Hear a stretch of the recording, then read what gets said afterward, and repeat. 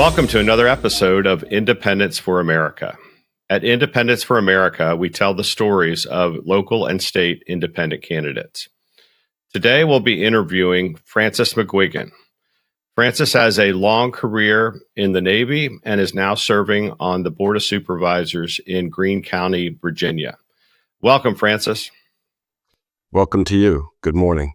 Hey, thanks for joining the podcast today. I know you've had a lot of challenges recently. Let me try to list them all off. I think you had a power outage, a frozen water pipe, and a leaky hot water heater. How are all those things going along?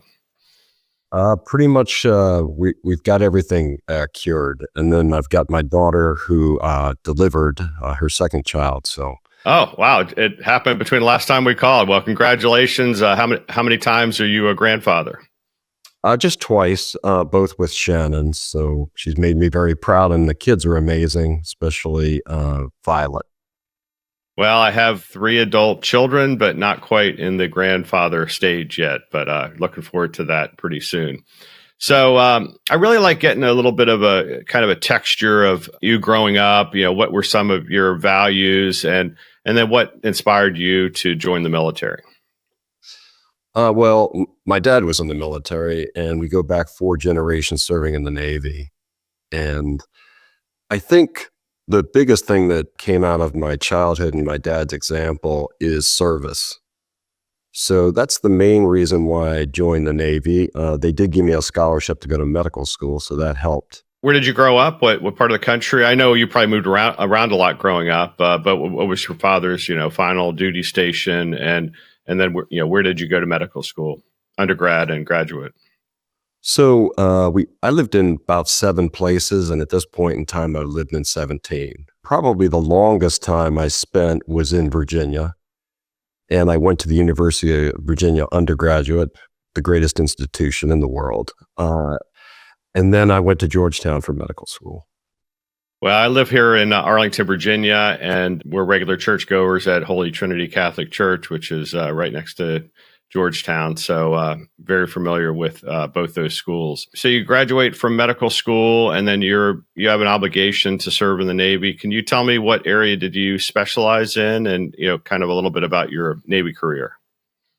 I specialized in orthopedic surgery, and my Navy career first took me to Oakland, California for my internship. I then spent 2 years in Japan, although really when you count it out, 16 months at sea with Destroyer Squadron 15. I was on every type of ship that the Navy has with the exception of a submarine. After that period of time, I went back to Oakland, California for my residency in orthopedic surgery. I then did a couple of fellowships, one in total joint replacement and one in foot and ankle surgery. I went to Bethesda and spent about 10 years there and then 5 years at the AFIP. The type of surgery I did first was mainly total joint surgery, and then for about 3 years, foot and ankle surgery, as well as general orthopedics. After that, Quantico lost its orthopedic surgeon, so I did sports medicine for about 3 years. And then finally, the last 6 years were treating Marines coming back from Afghanistan and Iraq. Some of the worst trauma, I think, that any trauma institution has taken care of. And it was a great privilege to me. It was the high point of my career, taking care of young men who answered the call and gave up their function in a lot of cases with losing limbs, both lower extremity and upper extremities. I served in the Navy also, and I was on a ship in the 90s during the first Gulf War in the Persian Gulf. But I never was in combat in Iraq or Afghanistan.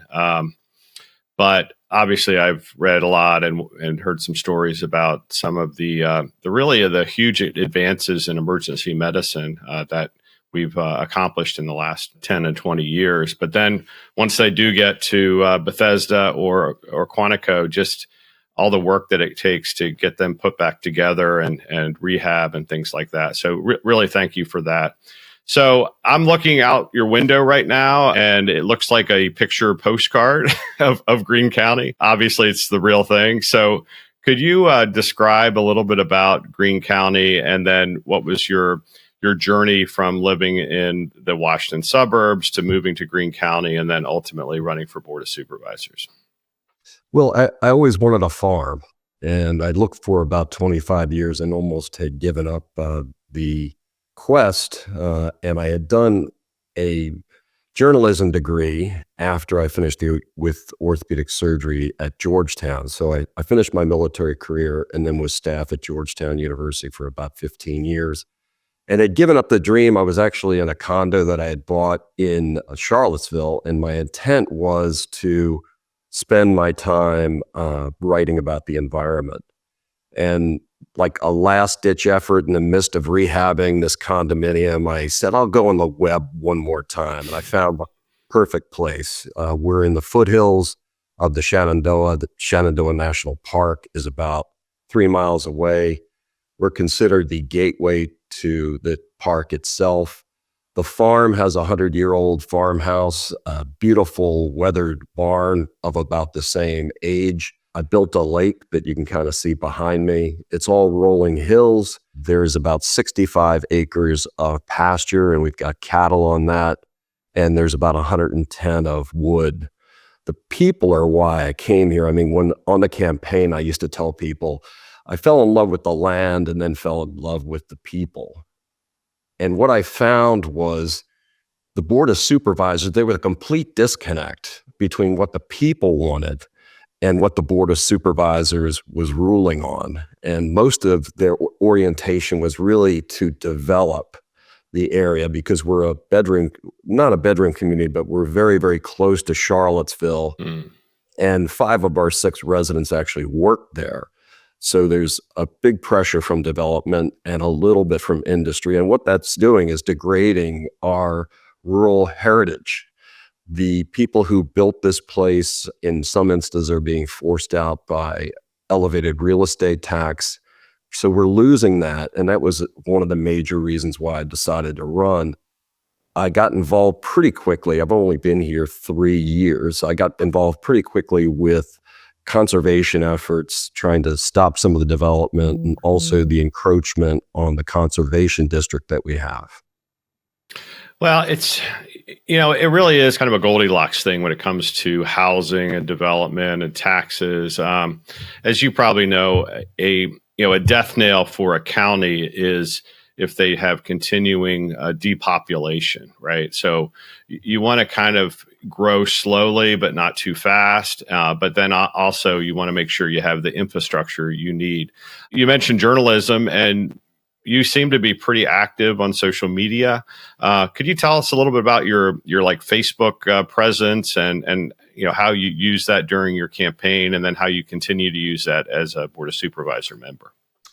Yeah, so I decided very early to run a campaign that was positive and all fact-based. And for a Board of Supervisors, nobody had really done that before. We adopted a platform of about 6 goals: protecting the rural area, giving people a little bit more voice in the government, trying to control taxes, and preserve rural green. And the final one that was really important to a lot of people is we don't have a public pool. And I vowed that we would get that. And when I became a Board of Supervisors, we raised the tourist tax, which was set at 5%, and everybody around us has 8%. So we raised that 3 points and devoted all of that extra money to a recreation fund that can't be touched by the Board of Supervisors in the future. Social media-wise, I immediately felt that I had to get the word out and get that platform out there. So I posted every day. I probably posted 130 times, and I used both Facebook, Instagram, and a thing called WordPress, where I had different audiences with each, and I figured that I needed to be all those presence. Facebook is a slightly older population. Instagram is a slightly younger population. And there was another key thing, and I think any independent should take advantage of it. There is a group called Zippy, which is an internet company out of Canada. and they offer completely free a website where you can ask for donations. So I put that on all my websites. And what they do is they collect money for nonprofits and politicians, especially independents. And once you put in the emails, it will send out an appeal, and you can put pictures on that and all your information, your background. And then once people donate, and I had a couple big donators, and then I had a lot of small donators, it'll send out a thank you to them after they do donate. Let's open the hood a little bit on your campaign. So this was in 23, right? 24. 24. So it was this year. Actually, you're right. It was the end of 23. Is 23, and then you were sworn in 24. So, correct. Just like I ran for Arlington County Board in 21, you have to go get, fill out a lot of forms, do a lot of paperwork. You have to set up a bank account and other type things. But one thing that really impressed me about you was that you basically beat the Republican in a very rural county, a very red county in Virginia. So could you bring us through a little bit of, kind of getting the word out, and then your debates, which I saw some of your debates and you did really, really well. And then some of the forces that were against you that you were able to overcome. Well, I ran against somebody who was from the county, and he had a big social presence. He had a career in Nashville and also owned a lot of the businesses in the area. So I was up against that. And at one point, we challenged him to a debate, and he decided to accept the challenge. We had the debate at a local high school. About 250 people attended. And by and large, people felt that I won the debate. And, the key thing was not insulting. And I got insulted several times and didn't respond. Right. Which, we tried to say throughout the campaign that we would do that.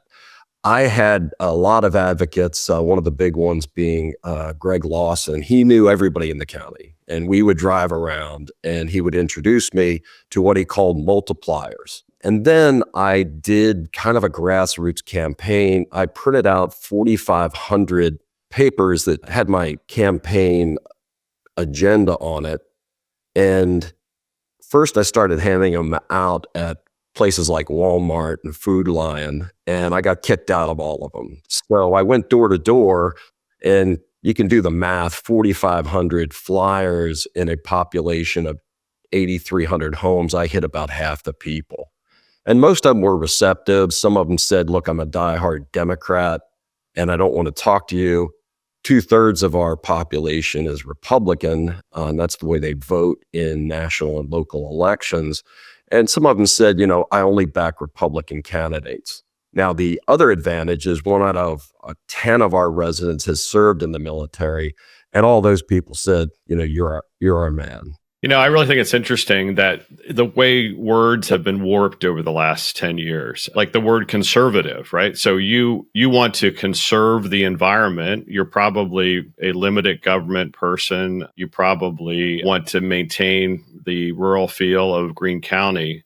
But some people would say environmental conservatism is a progressive agenda item. So running as an independent, you're able to kind of be in both worlds. Would you agree with that assessment? Yeah, I think the problem is whether you're Republican or Democrat, it is, it comes with what I used to call the 6-pack. Like basically, you really can't deviate much from their platforms. And but from the orthodoxy, really. Yeah. That's right. And, I think they're too rigid. And I don't think really Americans are there, in my opinion. I think independents don't get too much feedback, but I think that they really have the agendas that are more populist, and that's why I look at populism. There was a lot of people who associated with the conservation a left-leaning approach.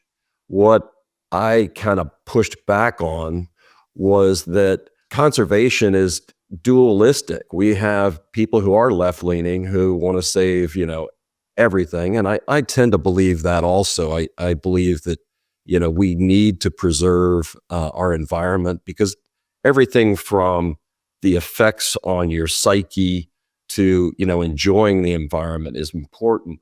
Then I also told people that, if you really want to look at the environmental movement, almost all the major moves have been Republicans. So under Lincoln, we established the first, national parks and the first water conservation methods, where they were worried about the waterways, and they started passing rules about what you could put in waterways and what you can't. Then Grant contributed significantly. Teddy Roosevelt obviously opened up the national parks, and that's the one who's most associated with it. But even Richard Nixon, you had the water. He signed EPA. EPA on an executive order. And, I thought that was legislation. That was an executive order. Wow. It was an executive order. And he also, under his administration, they passed the Water Act, Clean Water Act, and the Air Act. So we even had most recently, George W. Bush dedicated a lot of land to the national parks. So I told him, look, when you look at it, it's not just conservation people. It's also, people who are hunters. And, whether you hunt ducks or whether you hunt deer, you need that land. I think I put in one post, you can't fish in a gutter and you can't hunt in a subdivision. I like that. So when you were to give us your election night story. So, we all know you can kind of read the results as they come in. And what were your final numbers for your victory, or, just roughly? Well, election night and election day, I went to 4 different precincts, and, you can't be within a certain amount of distance from the polling places, but I grabbed people in the parking lot and kind of reminded them. And I had 5 people who occupied all the precincts and handed out some of my leaflets that explained our platform. Then on election night, there had been people who were predicting at the very end that I was going to lose and lose big. 4 former Board of Supervisors, including 2 chairmen, wrote letters against my campaign. One of them, who was the chairman about 5 years ago, he had deep ties to the development community. He was a realtor himself, and he accepted $10,000 from the Charlottesville Realtors Association, which for a local campaign, that doubles, what I wound up spending on my campaign. The final results, I won 2 out of 3 votes. Wow. That's just really inspiring. And when people think they're up against Goliath, just keep knocking on doors, keep talking to people, right? Especially in the local races. I think that's really important. So you've been on the board for over a year now, and I'm following you, the water issues seem to be the biggest thing. So the reservoir, and then I think, you can fill in the details, but kind of who should be paying for the reservoir? Should it be higher taxes on the current residents or a fee for developers that are coming in and building new homes? Can you shed a little light on that? Yeah, I mean, again, I'm kind of conservative. I believe that you should pay as you go. And that is not what we're doing. We have a reservoir that originally, when it was proposed in 2007, cost $35 million. Now the estimates are $75 million to $100 million. The amount of users is only 1/3 of the county at this point. Now, obviously, with the development, that ratio will change, but they pay for their own well and septic.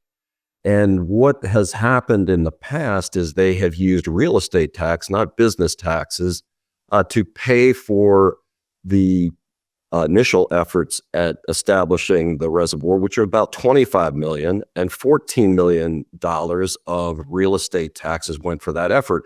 And it's not just saying, look, these people are paying their own, why are they subsidizing developers? It's also the fact that that $14 million could have been devoted to the school system, to the recreational activities, and supporting, all the other services that you provide, like EMS and fire. So I have opposed it.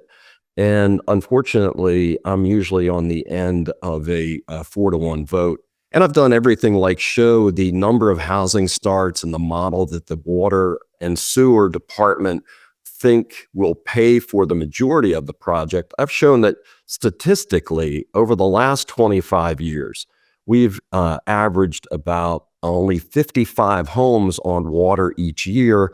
They're predicting about 138. We think that the EDUs need to be changed. They haven't been changed since 2007. Inflation's gone up to 50%, so that would be about 18,000. And then when you look at it, the cost of the reservoir, as we said, has increased between 200% and 300%. When you take into consideration even the fact that if you split the difference, we're still losing a lot of money. And when you look at the price of homes, they've increased not 50%, but they've increased about 120% at this point in time. So I showed statistically that what they're talking about is impossible. Only 1 out of 20 times will they ever reach the amount of homes necessary for their model to work. And as a result, I've said, look, I don't think these people should be paying it. And the analogy that a lot of people give is like, look, what about school systems? Everybody has to share in it, even if you don't have people in the school system. And I say, well, you got to do apples and oranges. So really what you're talking about with regard to the school system is that there are 3 people with children. Mm-hmm. 2 are required to provide their child with public education, meaning they own well and septic and they have to maintain it. The 3rd person is on public water, or if the analogy continues, in public school. And the 2/3 of people who are paying for the 1/3 to go to public school, they are not allowed to go to the public school. So that's the big difference is, with a school system, you can decide to do private or public, but you have the choice. These people who provide their own well and septic cannot. And I've said, look, for the people who have come from Northern Virginia and Florida, it doesn't really matter where the money comes from because they pay taxes and they pay water, and there's nobody on well and septic. Mm-hmm. But when you look at it, the amount of money that they're devoting to in the past and the future is really, really significant. And when you take 10 million over a decade or 14 million over a decade out of real estate taxes that are only 20 million, it means very large increases in real estate tax. And if you ask me, it's by design. It's intended to basically raise the taxes high enough that, what I call the heritage residents have to move.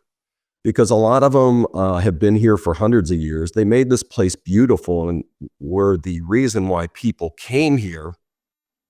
And a lot of them, their families are not that well-to-do. They're not Charlottesville salaries, which are about $140,000.